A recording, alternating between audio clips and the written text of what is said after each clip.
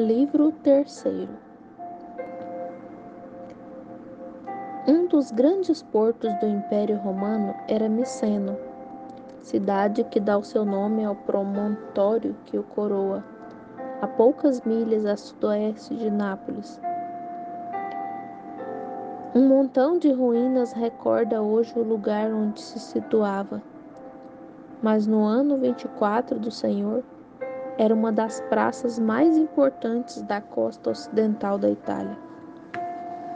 No ano mencionado, metade da frota romana de reserva estava ancorada em Miceno. Uma fria manhã de setembro, a sentinela da porta viu interrompida a sonolência que o repouso lhe ocasionava, pela algazarra feita por um numeroso grupo de pessoas que saía da praça em direção ao mar. Dirigiu um olhar aos matinais e alegres passeantes e voltou a cair no sono. Eram 20 ou 30 as pessoas que constituíam o grupo, sendo a sua maioria escravos que alumiavam o caminho, velado ainda pela neblina matinal, com tochas muito brilhantes e que exalavam um odor de nardo índico. Os amos caminhavam adiante, dando-se os braços.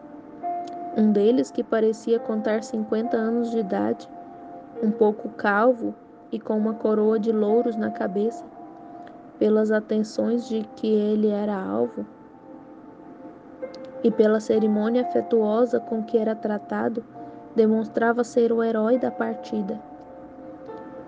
Um olhar bastou à sentinela para compreender que se tratava de gente importante que acompanhava algum amigo ao porto depois de uma noite passada alegremente.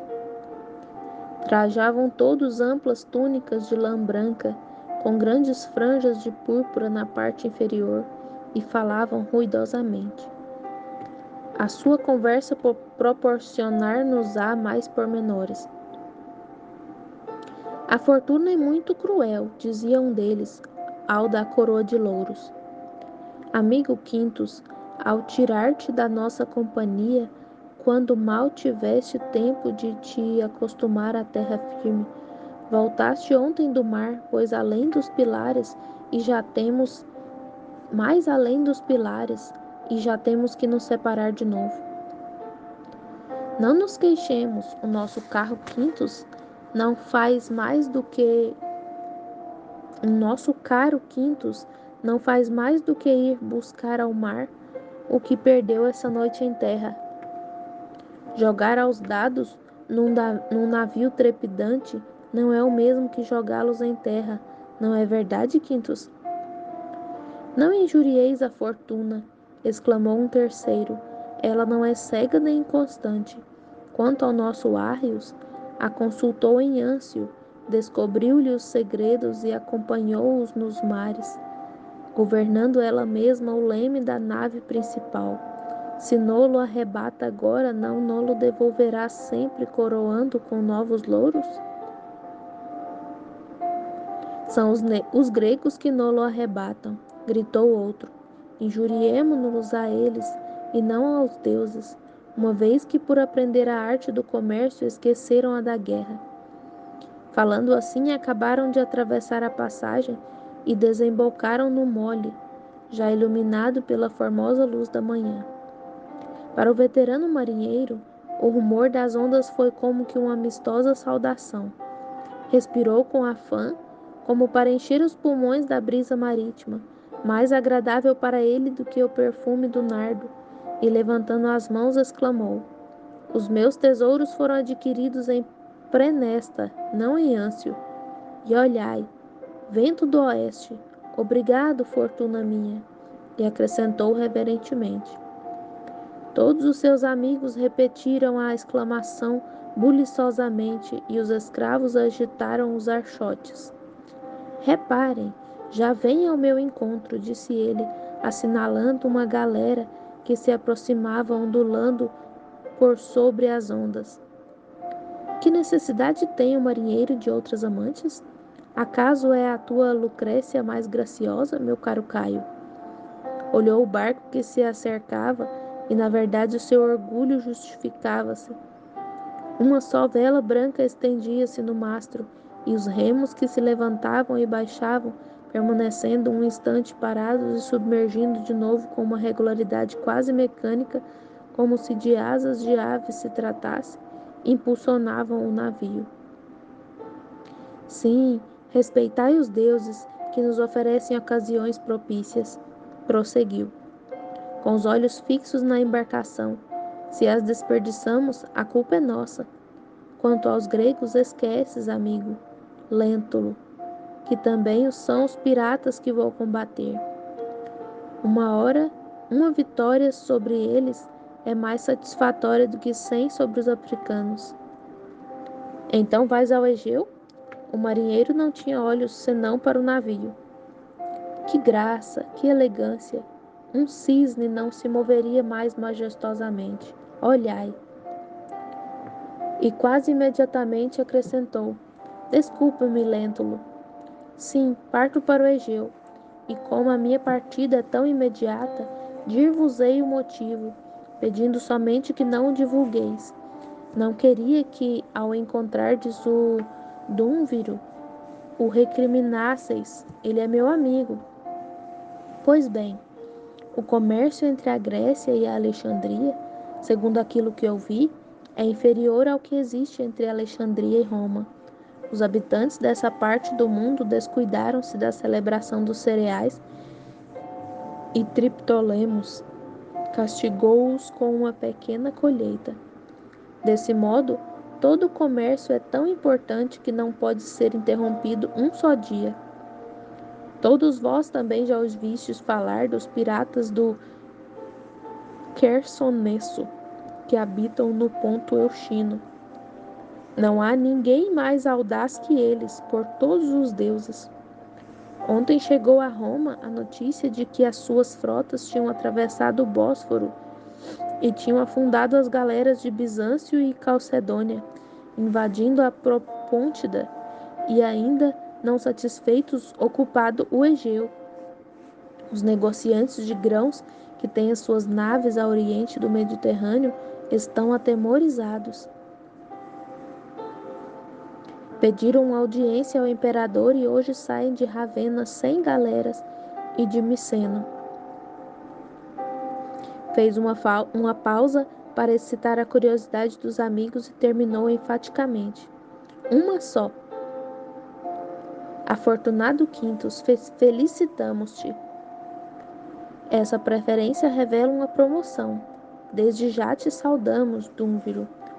Nada menos que isso. Quintus Ários, o Dúnviro soa melhor que Quintus Ários, o tribuno. Assim o felicitaram com exuberantes manifestações de carinho. Obrigado, muito obrigado, disse Arrius a todos. Se tivesseis lanternas, diria que éreis algures. Por Pólux, farei mais. Mostrar-vos-ei que reais adivinhos sois. Olhai e lede. Das dobras da sua toga, tirou um pergaminho enrolado e passou-os aos amigos, dizendo: Recebi-o quando estávamos essa noite à mesa. É de Sejano. Este nome já era famoso no mundo romano, mas não tão infame como se tornou mais tarde. De Sejano, exclamaram todos a uma voz, aproximando-se para ler o que o ministro tinha escrito. Sejano a Caio Cecílio Rufus, Dúnviro. Roma, 19 Cal 7. César recebeu excelentes informações de Gintus Arrius, o tribuno. Especialmente, ouviu celebrar o seu valor e perícia manifestador no mar ocidental. Por isso, é sua vontade que o dito Arrius seja enviado imediatamente para o Oriente. É também vontade do nosso César que reúna 100 trirremos de primeira classe, perfeitamente armados, e os despache sem demora contra os piratas que apareceram no Egeu, e que Quintus seja o comandante da frota. A organização fica ao teu cuidado, Cecílius. A necessidade é urgente, como verás pelos relatos que juntamente envio para ti e para Quintus. Saudações. Sejano. Arrios não prestou atenção à leitura. Conforme se ia aproximando do navio, nele concentrava cada vez mais a sua atenção. Os olhares com que seguia todos os seus movimentos pareciam os de um apaixonado.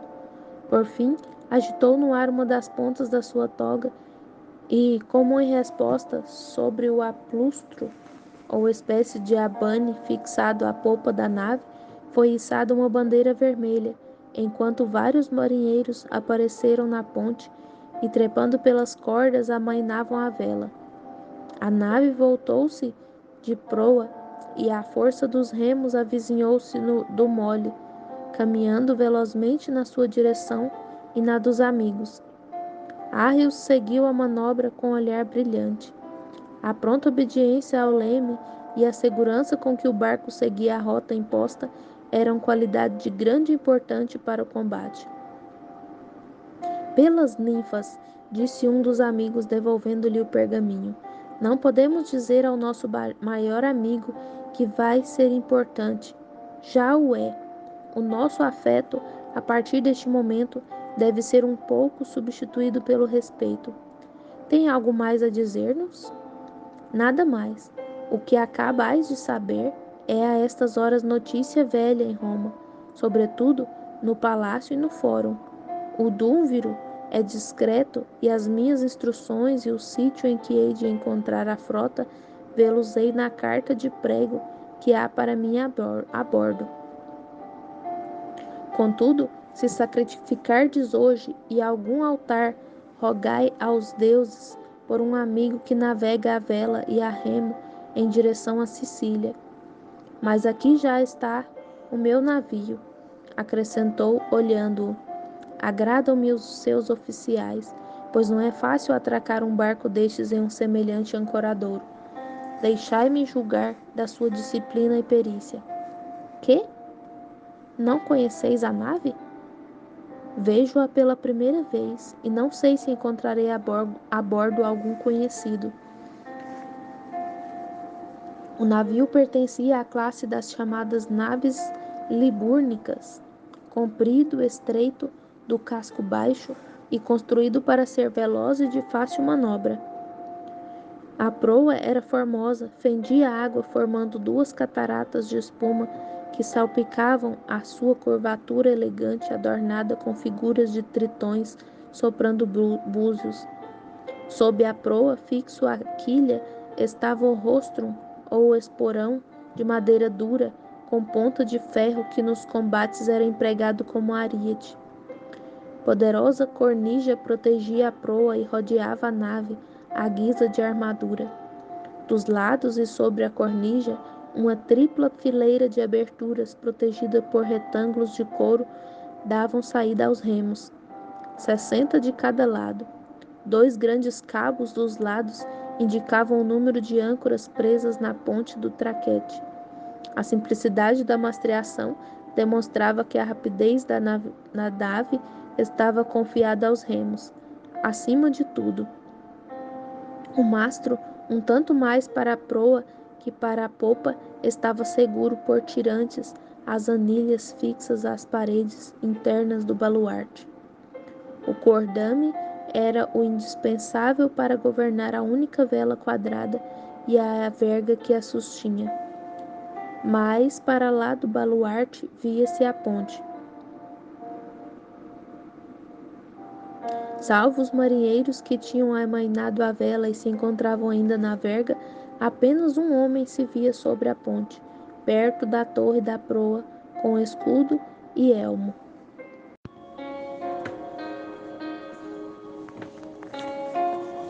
Tão rápida e na aparência tão imprudente era a sua marcha, que os amigos do homem, próximo da torre da proa, fizeram, com a mão estendida, um sinal, e em seguida todos os remos se levantaram, permanecendo um momento no ar e caíram verticalmente. A água agitou-se num caixão de espuma e a nave deu uma sacudidela e parou como que assustada. A um novo sinal, os remos tornaram a levantar-se e a cair, mas dessa vez os da direita moveram-se para diante e os da esquerda para trás. 3 vezes se repetiu a manobra e a nave girou sobre um eixo, atracando suavemente ao mole. Soou uma trombeta e pela escotilha precipitaram-se para a coberta os soldados com elmos, escudos e dardos deslumbrantes, formando em perfeita ordem de batalha. Os marinheiros encarrapitaram-se na verga. Os oficiais e músicos ocuparam seus lugares. Tudo isso sem necessidade de ordens, sem confusão nem ruído. Quando os remos tocaram na muralha, uma ponte de madeira foi lançada de bordo. Então o tribuno voltou-se para os seus amigos com uma gravidade que não havia manifestado até então e disse: Agora o dever. Tirou a coroa e deu-a ao jogador de dardos. Abriu os braços aos seus camaradas que, um a um, acorreram a receber o seu abraço de despedida. Que os deuses te acompanhem, ó Quintus, disseram-lhe. Saúde, respondeu. Aos escravos que agitavam os archotes, saudou-os com a mão e subiu a bordo, de belo aspecto, pela ordem da tripulação alinhada, com os penachos a ondularem, os escudos e os dados. Quando pisou a coberta, soaram as trombetas, e sobre o aplusto içou-se o vestílio purpúreo, a bandeira purpúrea, a insígnia do comandante da frota. Havia 4 dias que a Astraca, assim se chamava a galera, navegava e sulcava velozmente as águas do Mar Jônio. Arrios tinha a esperança de encontrar a frota antes que essa chegasse à baía oriental da ilha de Cítera, designada para a reunião. No camarote, sentado na sua cadeira, os seus pensamentos dirigiam-se a miúde para o remador número 60, cujo corpo de atleta lhe chamara a atenção nas suas frequentes visitas aos remadores. Conheces aquele homem que agora abandona o banco? Perguntou ao hortador. Os escravos acabavam de ser rendidos. O número 60? Sim. O chefe olhou atentamente o remador. A embarcação saiu do estaleiro há 1 mês. A tripulação é para mim tão nova como o barco. É um judeu, observou Arrios. O nobre Arrios tem o olhar penetrante. É muito jovem, continuou Arrios. E o nosso melhor remador, acrescentou o outro. Viu seu remo dobrar-se até parecer que se partia em 2. Como se porta? É obediente, é tudo o que sei. Uma vez pediu-me um favor. Desejava mudar de sítio, alternando à esquerda e à direita. Disse-te os motivos? Que os homens que trabalham sempre do mesmo lado ficam disformes. Acrescentou que num dia de tempestade ou de batalha podia haver conveniência de ter de mudar de lugar imprevistamente e então não daria o rendimento preciso. A ideia é nova. Que mais observaste nele? É mais culto que os seus companheiros. Nisso é romano, aprovou Arrios. O tribuno ficou pensativo durante alguns instantes e decidiu-se a voltar para o seu lugar. Se eu estiver na ponte quando voltar ao trabalho, disse, manda-mo. 2 horas depois, Arrios viu aproximar-se o remador. O chefe que te chama o nobre Arrios disse que querias falar-me. Arrios observou a figura alta, musculosa, tingida pelo sol e pelo sangue impetuoso que lhe corria nas veias. Contemplou-o com admiração, pensando no circo, mas o seu porte e a sua voz não deixaram de o impressionar. A voz denotava uma existência decorrida num ambiente elevado e fino. Os olhos eram claros e francos, mais curiosos que desconfiados, e ao olhar prescrutador imperioso do tribuno, não se baixaram nem mostraram sinal algum de vergonha, de ira ou de ameaça. O hortador disse que és o melhor dos seus remadores. O hortado é muito bom, explicou o forçado. Estás há muito neste serviço? Quase 3 anos. Nos remos? Nos remos. A fadiga é grande, poucos homens a suportam 1 ano, sem caírem doentes, e tu és ainda muito jovem. O nobre Arrios esquece que o espírito acrescenta tenacidade ao corpo. Pelo teu acento pareces judeu. Os meus avós eram judeus, ainda não existia Roma. Não te falta o obstinado orgulho do teu povo, disse Arrios, observando uma cintilação no olhar do remador. Que razões tens para ser orgulhoso? Ser judeu. Arrios sorriu. Nunca estive em Jerusalém, disse, mas ouvi falar dos seus príncipes e conheci um deles. Era mercador e navegante. Era digno de ser rei. De que condição és tu? No banco da galera sou um escravo. Meu pai era príncipe de Jerusalém e, como mercador, sulcava os mares. Era conhecido e estimado na corte do grande Augusto. E como se chamava? Itamar, da casa de Ur. O tribuno levantou a mão assombrado. Tu, filho de Ur? Depois de uma pausa, perguntou: que delito te trouxe aqui? Judá deixou pender a cabeça sobre o peito. Fui acusado de ter querido assassinar o procurador Tibérios Gracchus. Tu? Exclamou Arrios, ainda mais assombrado e retrocedendo um passo. Tu, esse assassino? Toda Roma falou do acontecimento. Os dois homens olharam-se em silêncio. Eu julguei que a família de Ur tinha desaparecido do cimo da terra. Uma corrente de tristes recordações inundou o coração do jovem, abatendo-lhe o orgulho. As lágrimas brilhavam-lhe nos olhos. Mãe, mãe, oh, minha pequena Tirza, onde estás, oh, tribuno, nobre tribuno? Se sabes alguma notícia delas, e juntou as mãos em atitude suplicante, diz-me tudo. Diz-me se vivem e onde e de que modo. Suplico-te, fala. E aproximou-se de Arrios até lhe tocar o manto. Oh, 3 anos se passaram desde aquele dia terrível. 3 anos, ó tribuno. E cada dia foi para mim toda uma vida de miséria, de sofrimento, sem ver um raio de esperança, sem ouvir uma só palavra. Oh, se pudesse esquecer tão facilmente como nos esquecem. Oh, inextinguível amor materno, e Tirza, inocente como um lírio, tão fresca, tão graciosa, tão bela, era o sol dos meus dias. A sua voz era uma música e foram as minhas mãos que provocaram a desgraça. Eu... Admites a culpa? Interrogou Arrios. Em Ben-Hur operou-se uma repentina transformação. A sua voz tornou-se sonora, levantou as mãos, os seus olhos fulguraram. Tu ouvistes falar do Deus dos meus pais, disse, o infinito Jeová. Pois pela sua verdade e onipotência, pelo afeto com que protegeu Israel, te juro que eu sou inocente. O tribuno estava comovido. Foste condenado em julgamento? Perguntou de repente. Não. O romano ergueu a mão assombrado. Nem julgamento, nenhuma testemunha. Ataram-me e conduziram-me a um cárcere na Torre Áurea. Não vi ninguém me falou. No dia seguinte levaram-me para a praia. Desde então sou um forçado. Que terias podido alegar em tua defesa? Era demasiado jovem para ser conspirador.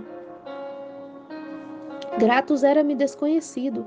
Se o tivesse querido assassinar, não eram aqueles nem o momento, nem o sítio propício. Cavalgava em pleno dia no meio de uma legião. A minha fuga seria impossível. Eu pertencia a uma família fiel, amiga de Roma. Meu pai desfrutava do favor de Augusto. Éramos ricos e a ruína teria sido segura para mim, para minha mãe, para minha irmã. Por fim, a lei, que para um filho de Israel é como ar para os pulmões, teria detido a minha mão se eu tal tentasse. Eu não estava louco. Quem estava contigo? Encontrava-me no terraço do palácio de meu pai. Tirza estava a meu lado. Tínhamos assomado ao varandim para ver passar a legião. Uma lousa desprendeu-se debaixo da minha mão e caiu sobre Gratos.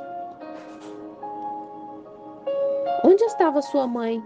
Nos seus aposentos. Que foi feito dela? Ben-Hur apertou os punhos e com voz desgarradora replicou: Eu não sei. Eu vi que os soldados a levaram e nada mais soube depois. Expulsaram da casa todos os seres viventes, até os animais domésticos, e selaram as portas a fim de que não pudesse ser de novo habitada. Perguntei por ela, uma só palavra, quem me dirá? Estou agarrado a um remo para toda a vida. Arrios ouvira com atenção.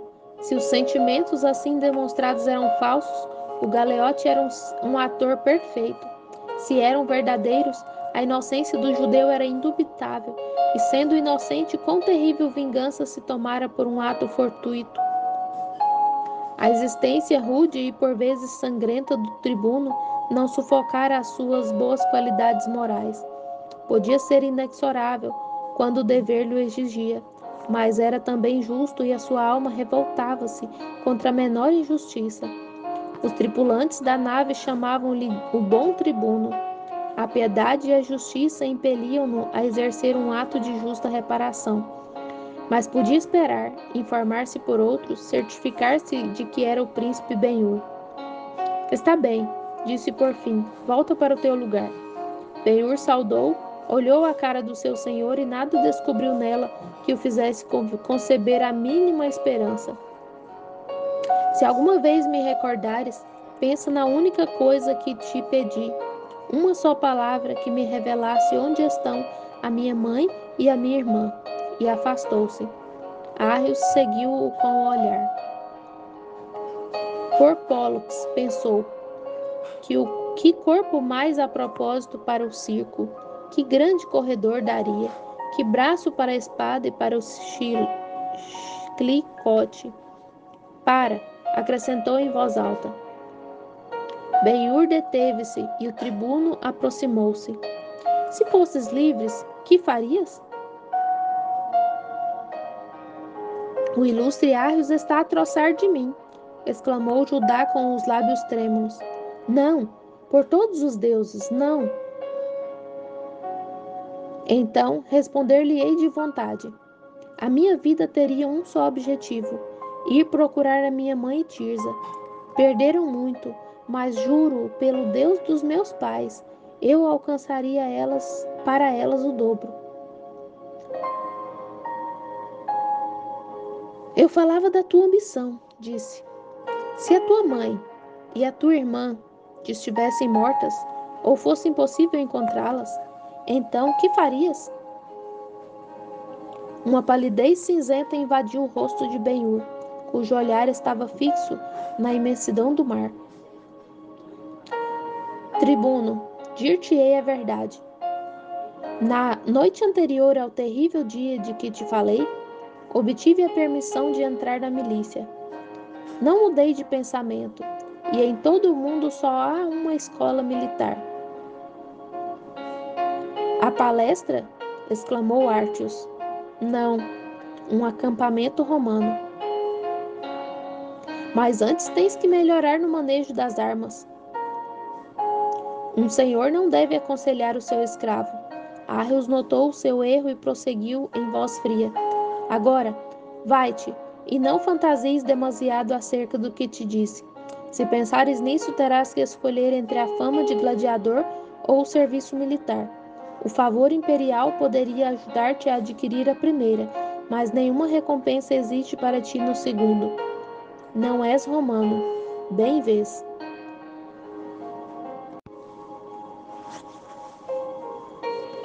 Na baía de Antímona, a orienta da ilha de Cítara, reuniam-se as 100 galeras. Depois de ter empregado o primeiro dia a revistá-las, o tribuno dirigiu-se a Naxos, a maior das cidades, situada a meio caminho entre a costa da Grécia e a da Ásia. Essa ilha formava no meio do mar como que uma fortaleza, desde a qual Arrios podia perseguir os piratas, quer permanecessem no mar Egeu, quer se dirigissem para o Mediterrâneo. Enquanto a frota, em ordem de batalha, se dirigia para a ilha, viu-se por ocidente uma galera solitária. Arrios saiu-lhe ao encontro e obteve do seu capitão todas as informações de que necessitava. Onde estão os piratas? A essa pergunta, Arrios obteve essa resposta do capitão.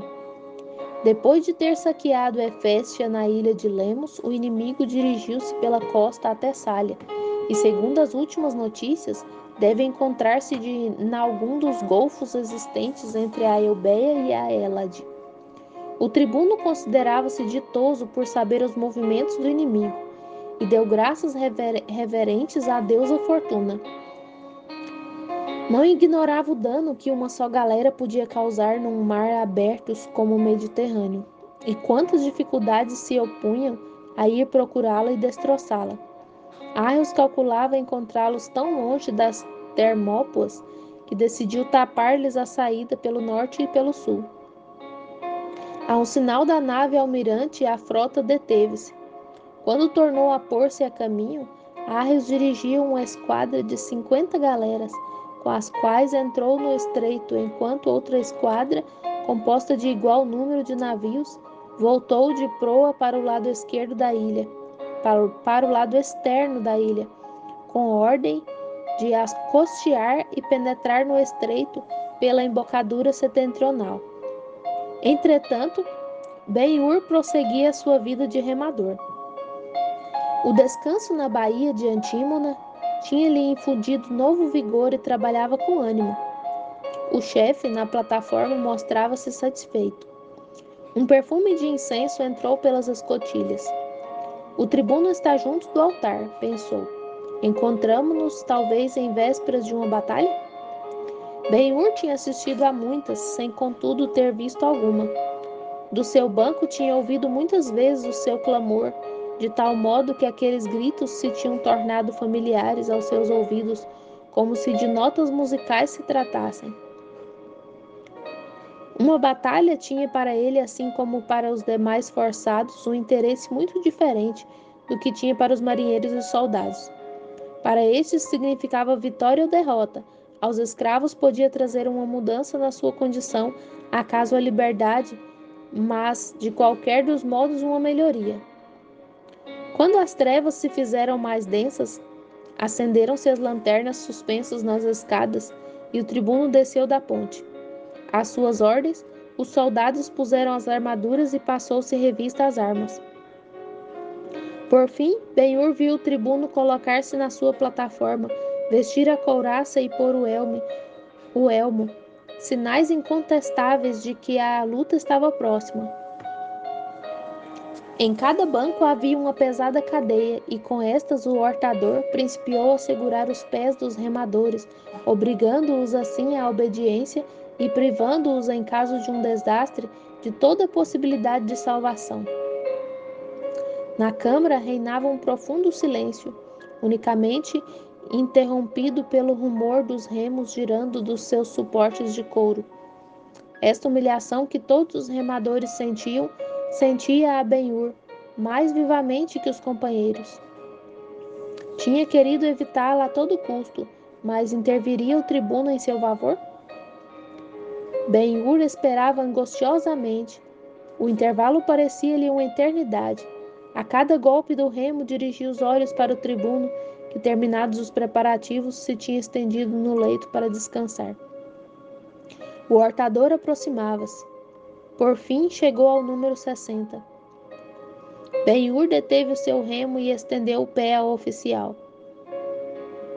Neste momento, o tribuno moveu-se, endireitou-se e fez um sinal com a cabeça. Uma violenta emoção de alegria se apoderou do judeu que, quando fez submergir de novo o remo na água, toda a nave lhe pareceu iluminada por um resplendor vivíssimo e desconhecido. Os golpes do martelo pareciam-lhe notas de música. Com o peito apoiado na empunhadura de chumbo, movia o remo com toda a sua força até dobrar como se o quisesse romper. O chefe acercou-se do tribuno e com um sorriso indicou-lhe o número 60. Que força! Exclamou. E que ânimo! Disse por sua vez o tribuno. Trabalha melhor sem correntes, nunca mais lhe as ponhas. E estendeu-se de novo no leito. A nave prosseguia avançando, impelida unicamente pelos remos e pela água. levemente picada pelo vento. Toda a tripulação, com exceção das sentinelas, dormia. Arreios no seu camarote, os soldados no chão. Só Ben-Hur não podia dormir. Fundamentando-se no favor do tribuno, a esperança arrebatava-o, através de caminhos florescentes, até horizontes de púrpura e ouro. A profunda escuridão que precede a alvorada envolvia as águas, e a astraca continuava na sua rota, quando uma sentinela, descendo rapidamente da ponte, se acercou de Arreios e o despertou. O tribuno pôs-se em pé, agarrou no elmo, na espada e no escudo e foi à procura do chefe dos marinheiros. Os piratas aproximam-se. Apressai-vos, disse, e com passo firme e confiante subiu a escada em direção à ponte. Toda a tripulação, já desperta, se preparava para o combate. Os oficiais ocupavam seu posto. Os soldados tinham empunhado as armas e guarneciam os baluartes em fileiras duplas, como os legionários. Os remadores de reserva estavam alinhados diante do seu chefe e custodiados por alguns guardas. Ben-Hur, que se contava entre estes, prestava atenção aos últimos preparativos. A uma ordem dada na ponte e comunicada ao chefe dos escravos, os remos detiveram-se imediatamente. O que significava isso? Cada um dos 120 escravos presos aos bancos pelas cadeias fez para si próprio essa pergunta, mas nenhum pensou no que poderia resultar com o sucedido. Acorrentados aos bancos, a vitória só lhes teria redobrado as cadeias, enquanto, em caso de desastre, incendiada ou afundada a nave, compartilhariam com ela o mesmo destino.